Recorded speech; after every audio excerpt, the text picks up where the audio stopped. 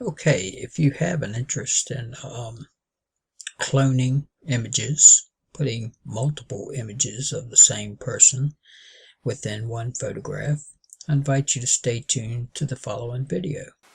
Okay, so to make this photograph work, we need to have our camera setting on a tripod or setting somewhere at the very least that will not move at all. It's very important that the camera stays completely still while we try to make this clone photograph. We're going to be using a wireless shutter release, and it'll be a handheld shutter release so that we can actually take the picture without having to set the timer or anything like that. Now, you could use the timer that's built into the camera. Just set the timer, hit the start button, go back over and sit down and take your picture. We've got a shutter release, so we're going to use that. So I'm going to move the camera around. We're going to be basically taking a picture over here from over here.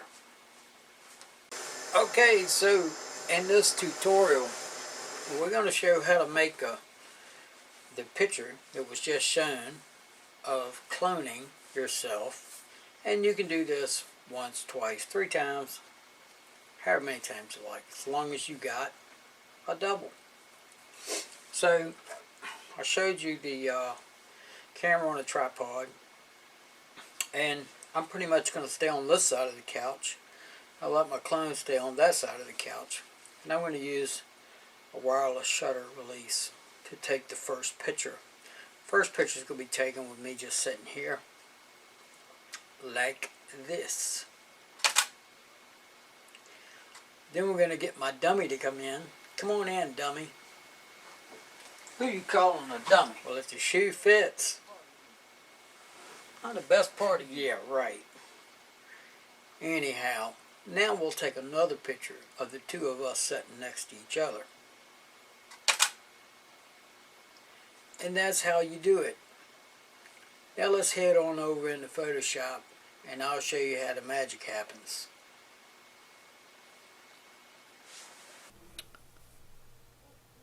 Okay, so now we're in Adobe Bridge, and we've got our 2 images selected that we're going to use to make the clone image.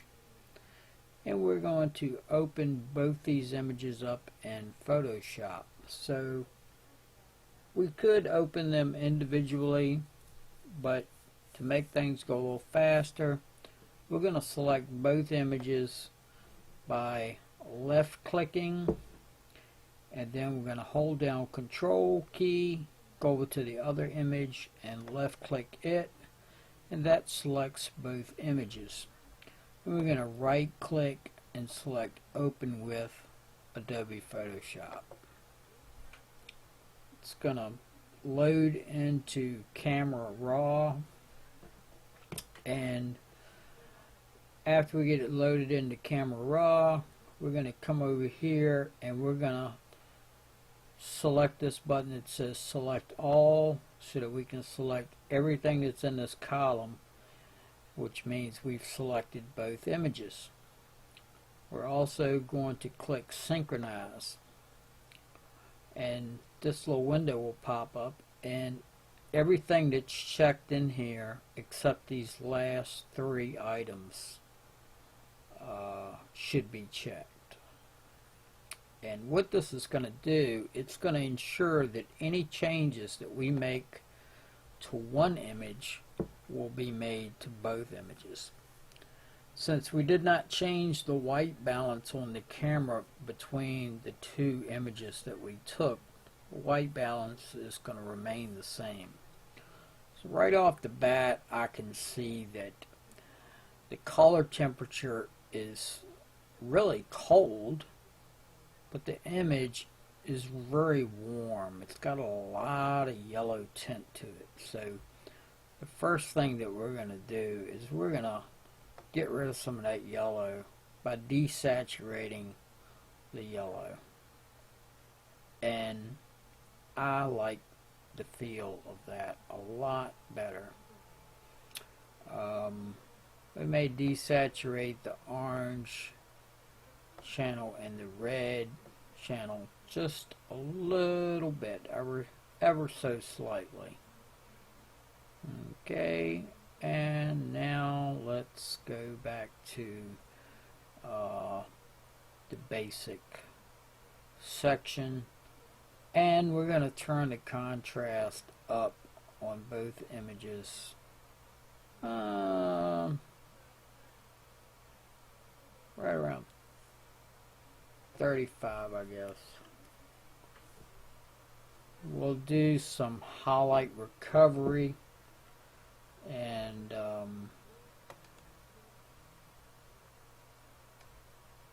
let's see if we can't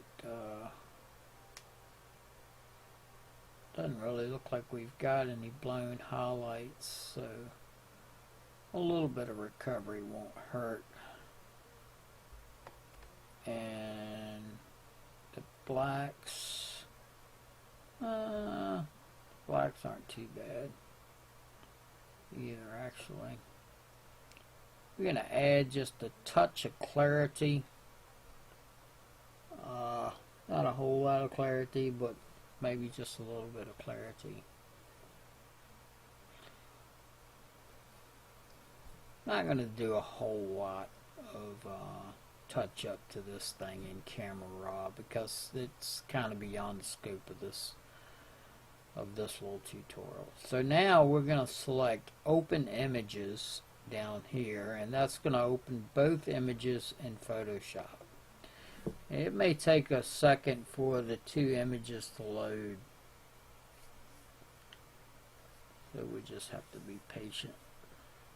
It's loading the first image, and there's the first image, and it should start loading the second image. Here it comes. There's the second image. Okay, so now what we're going to do, we've got the second image here, and it's lit up, and we can toggle between the two images by left clicking on this little at the top up here where it's got the name of the image and the color and the bit rate of the image. We can go here and click on that when it changes. We're going to start off on this one right here, and we're just going to make this a really kind of a down and dirty quick job. So we're going to go select all, and that's going to bring up a selection around the entire image. We're going to go to Edit, we're going to go down to Copy, and then we're going to highlight the other image. Once we've got the other image active, we're going to go to Edit, and we're going to go to Paste. What that's going to do is that's going to paste this other image on top of this active image. And it's doing it over here on the right hand side in the layers panel. You'll notice that we've added a layer. So we've got the background layer, which is the bottom main photograph, and then we've got layer 1. If we click on layer 1, you'll see it makes layer 1 disappear when we click on this. This hides layer 1, and now you can see the background layer. So let's reactivate layer 1. And what we're going to do is we're going to go up here to we're going to make sure we've got layer 1 activated. We're going to go up here to the opacity, and we're going to turn the opacity down to about 50%, somewhere in there. And now with it on 50, you're going down. Yeah, about 50%. We'll go to 50%. Now with it on 50%, we can see both our images is right there. So now we can see those, we know what's going on, we know what we got. Now we want to make sure layer 1 is selected and highlighted, and then we're going to go down here to the bottom of the layers panel right here, and we're going to add a mask. So we're going to click add layer mask, and that's going to add this mask. Now when you start working with the mask on this layer, you want to make sure that the mask is selected. If you select the layer, this won't work. So you need to make sure, you see when you select that, it's got the white box around it. So you want to select that. And then what we're going to do is we're going to go over to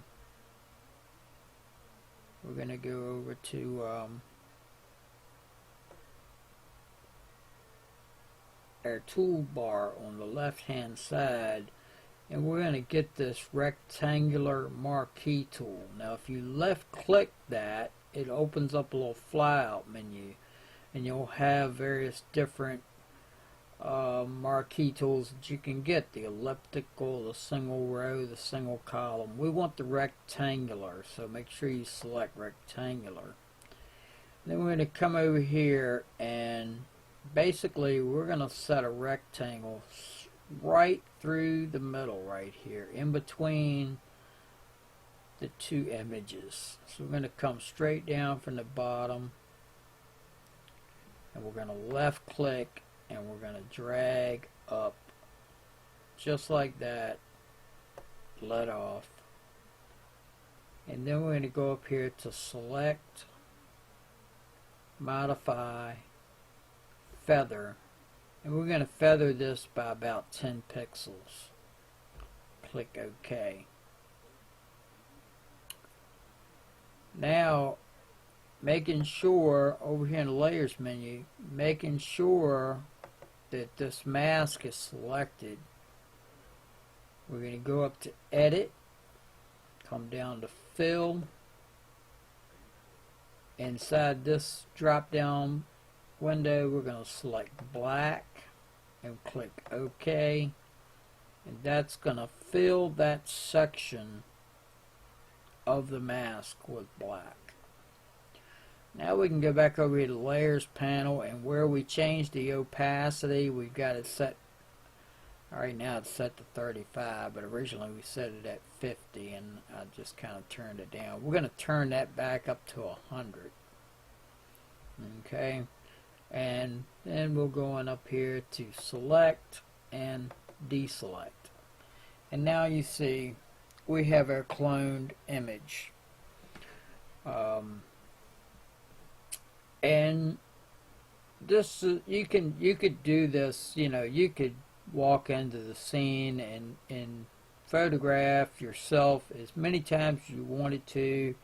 You could put yourself over here, you could put yourself over here, you could, anywhere really you wanted to. You could put yourself back here if you wanted to. As many times as you want. It's, it's really up to you and how much time you want to spend actually masking yourself into the image.